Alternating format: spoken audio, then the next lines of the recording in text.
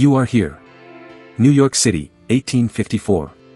You are standing inside a magnificent, sprawling structure of iron and glass, the New York Crystal Palace. It's a cathedral to invention, a showcase of the future. The air inside is thick, a cocktail of scents, the mineral tang of hot lamps, the damp wool of 1,000 coats, the sharp, clean smell of freshly cut pine. And above the din of the crowd, a single platform hangs, suspended 50 feet in the air. You're on it. Your boots feel the nervous quiver of the simple wooden planks.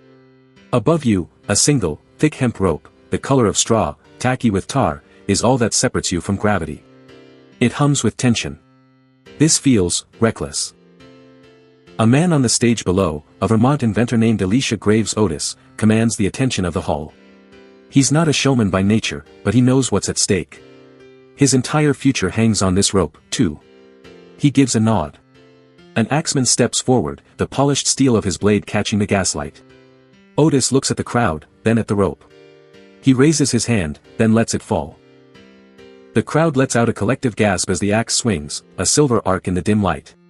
The rope parts with a sound like a gunshot, a visceral, final snap. The platform lurches. Your stomach plummets. This is it, the long fall. But it lasts for only a split second. A single hand's breadth of motion. Then, click. An incredible, jarring, definitive bite of metal on metal. The fall is arrested. You are safe, held fast by a mechanism no one in the crowd has ever seen. The platform is locked solid. A stunned silence hangs in the air for a moment, then Elisha Otis, a master of understatement, looks out at the breathless audience and declares, "All safe, gentlemen." The hall erupts in applause. That sound.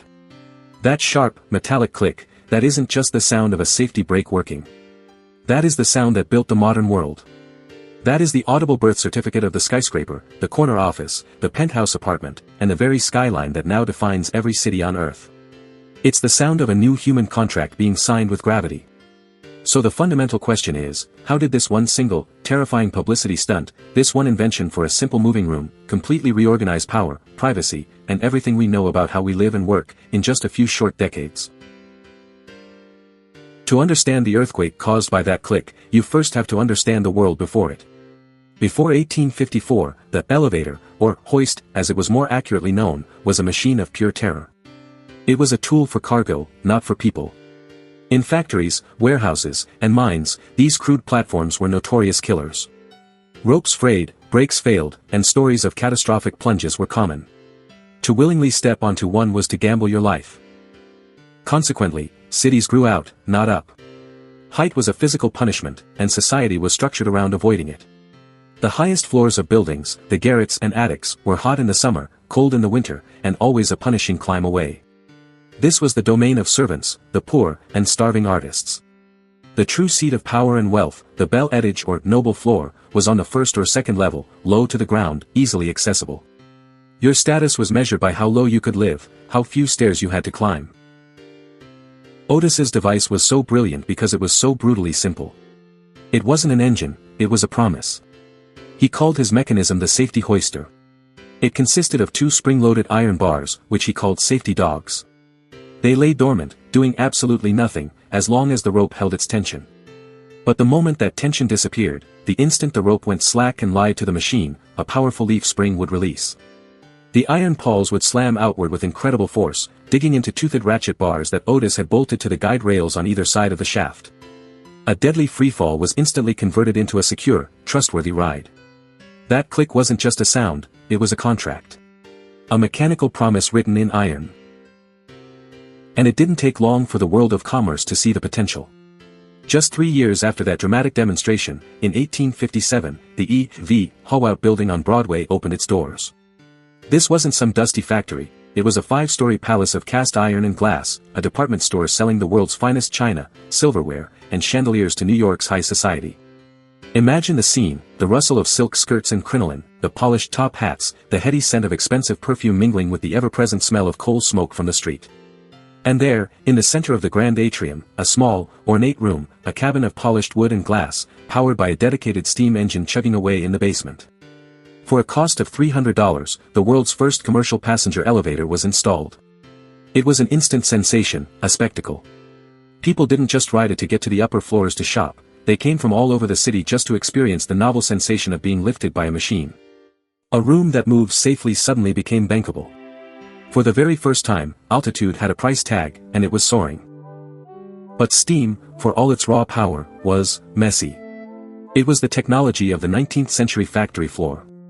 The elevators were loud, often jerky, and the constant fear of a high-pressure boiler exploding in the basement was hardly a selling point for a luxury retail or living experience. The moving room was finally safe, but it was far from sophisticated. So, what was the next critical leap? How do you take this raw, brute force power and refine it, make it silent, smooth, and instantly obedient? The answer, like so many technological leaps of the era, was electricity. In 1880, at an exposition in Mannheim, Germany, a visionary inventor named Werner von Siemens unveiled the world's first electric elevator. It was a revelation. Suddenly, the moving room was divorced from the coal furnace, the hissing boiler, and the greasy belts of the Industrial Revolution. The thumping beast in the basement was replaced by the quiet, efficient hum of an electric motor. It was cleaner, it was steadier, it was infinitely more responsive to a simple switch. This wasn't just an incremental upgrade, it was a complete paradigm shift. It was the equivalent of going from a horse-drawn carriage to a silent electric car in a single step. But having one perfect elevator isn't enough to build a modern skyscraper. A 10, 20, or 30-story building needs a fleet of them, a coordinated team, all working in concert. The challenge was no longer about the lift, but about the logic. This is where an American genius named Frank J. Sprague enters the story. Sprague was a former naval officer who had worked under Thomas Edison, and he was obsessed with electric motors and control systems.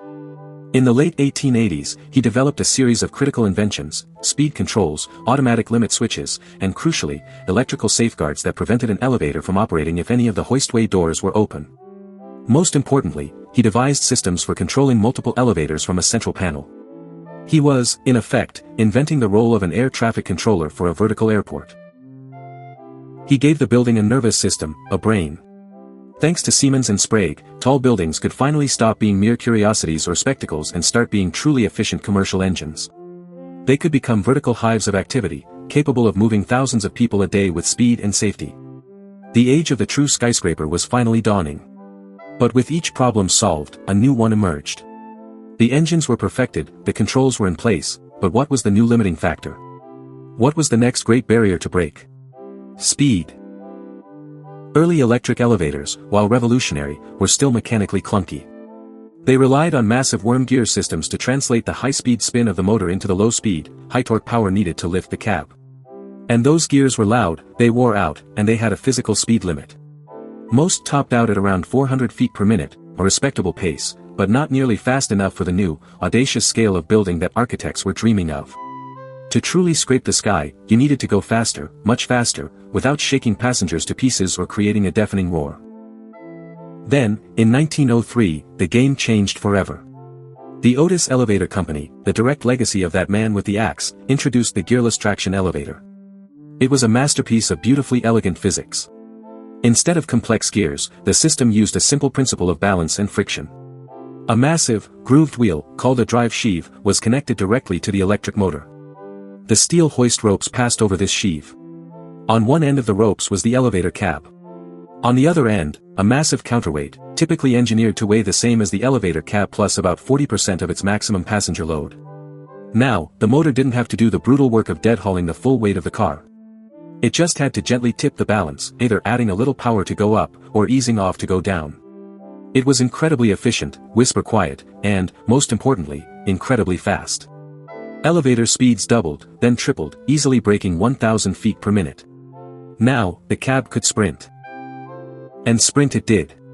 By the time the glorious, Gothic Revival Woolworth Building, the Cathedral of Commerce, opened its doors in 1913, soaring 792 feet into the New York sky, elevators had transformed into something entirely new. They were no longer just elevators, they were a true vertical subway system. Standing in its breathtaking, mosaic-filled lobby, you wouldn't see just one or two elevators. You'd see vast banks of them, with polished brass doors and ornate indicators. Some were labeled Express, programmed to shoot directly to the upper floors. Others were local, serving the lower levels. Uniformed dispatchers, like station masters, would choreograph the flow of traffic.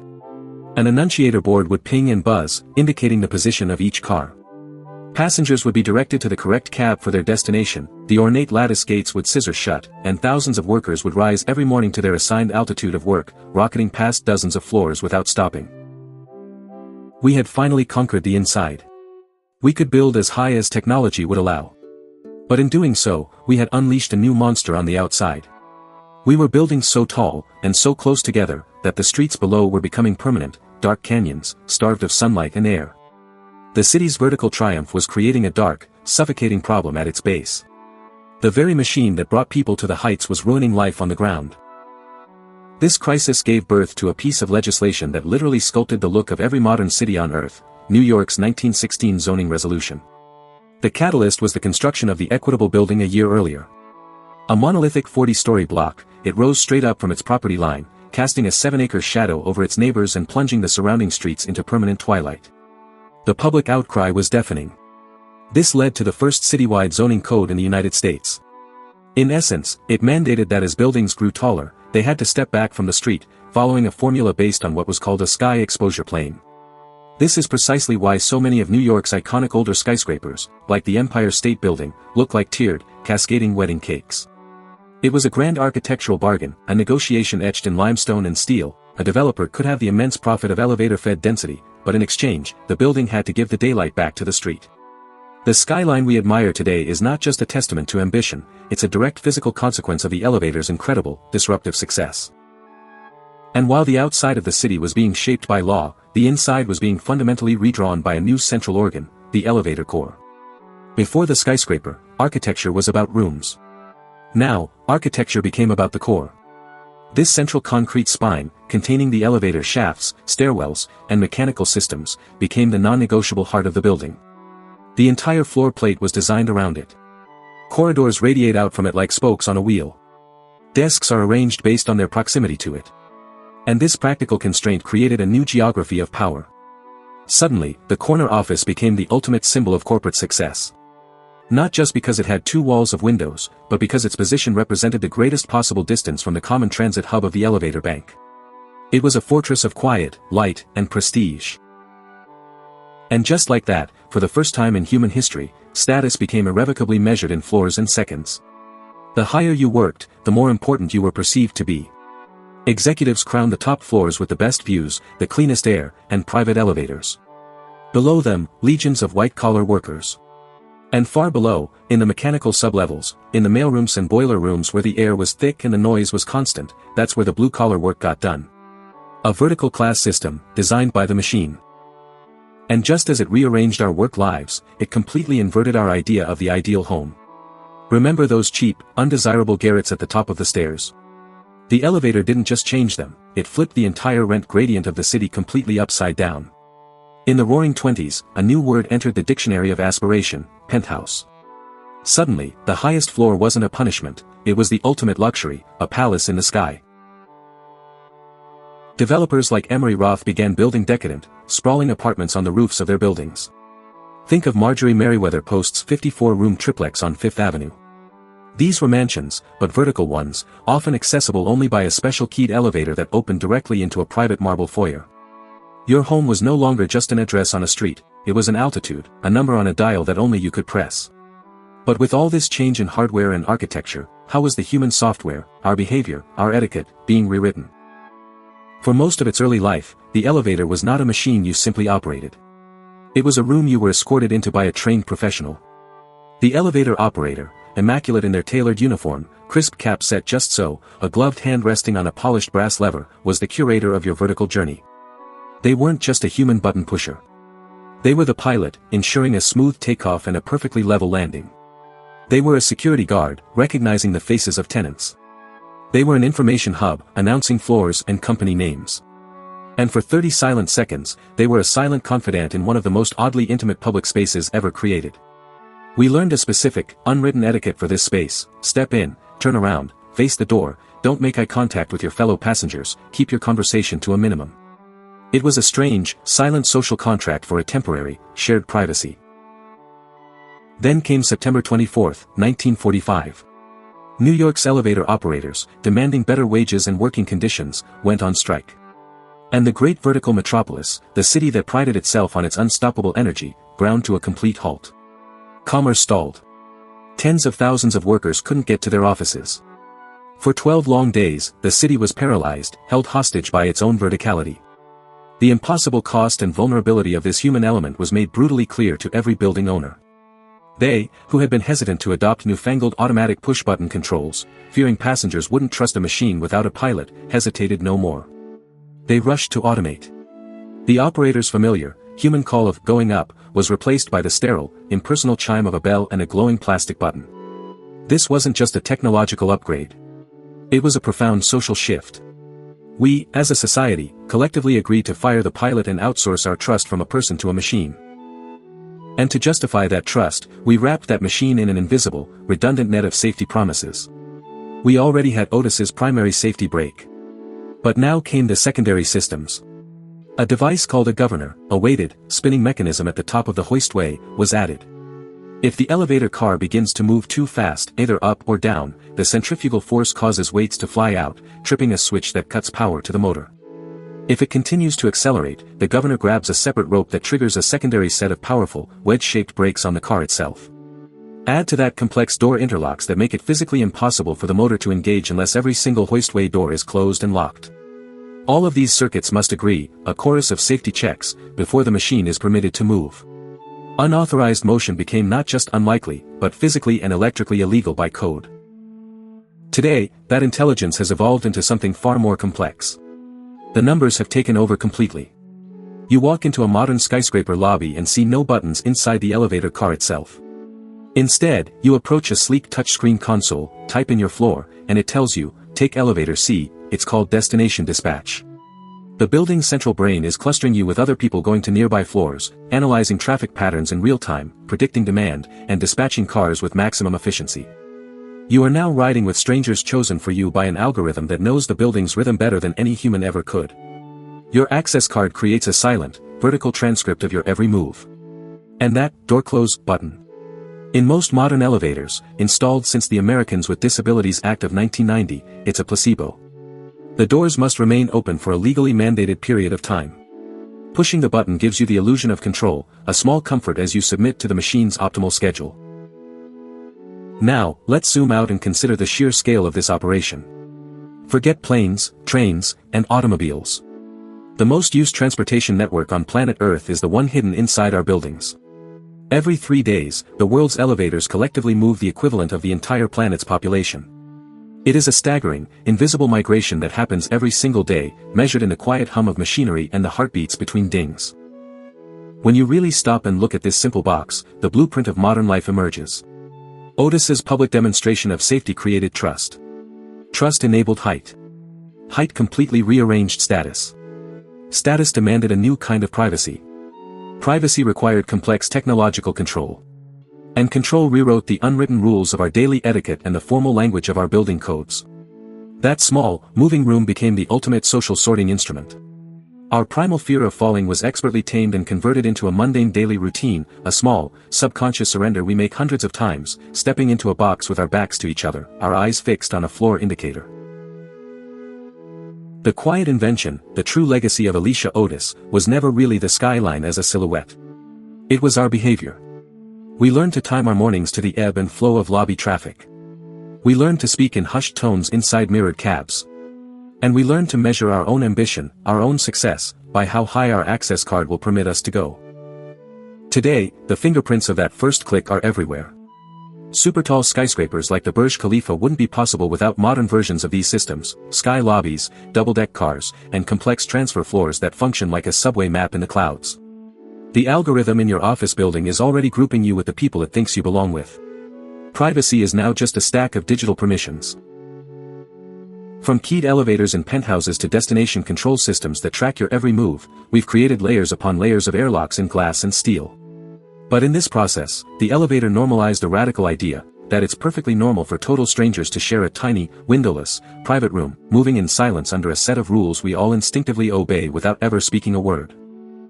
Diagnosis: the elevator didn't just lift us, it sorted us.